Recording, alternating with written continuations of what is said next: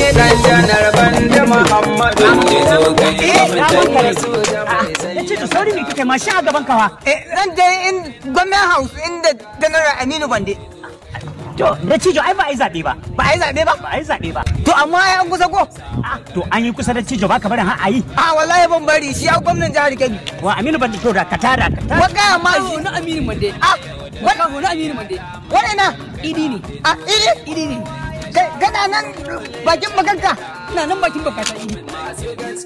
ba su batun fada bande zo kai gwamnati yau janar bande ta zama gagari bande zo kai gwamnati masu ja da kai yau duka sun fari bande zo kai yau bi abun nan a hankali da cijo Abi abun nan a hankali? a bi shi a hankali da cijo Kai yanzu mallan irin wayan ga alƙawulla da janar Aminu Bande ya ɗauka muna a jihar Kebbi. kakka tsone ni ina jin Kaka cewa mu bi a hankali. Janar Aminu Bande ya ɗauka muna alƙawali. Za mu samu zaman lafiya in Allah ya bashi gwamnan jihar Kebbi.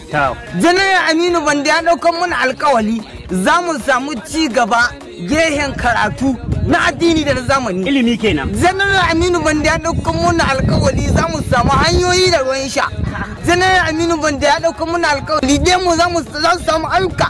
Sannan bugu da ƙari Muhammad Zakawan ya ce mu bani. Ya ce mu wani. Ya ce mu shiga goyi na jihar Kebbi mu wani. to yanzu A Janar Aminu Bande. to tsaya da cijo ka buge ni na ce maka tahiyar da ni na zama dan jagoran ka daga yau duk inda zaka je da ni za a je Da kai za ana. duk inda ko zaka je lungu sako sako Jani mu dai. can ka zan yanzu da cijo Mu tahi yakin neman zaɓe mu dai.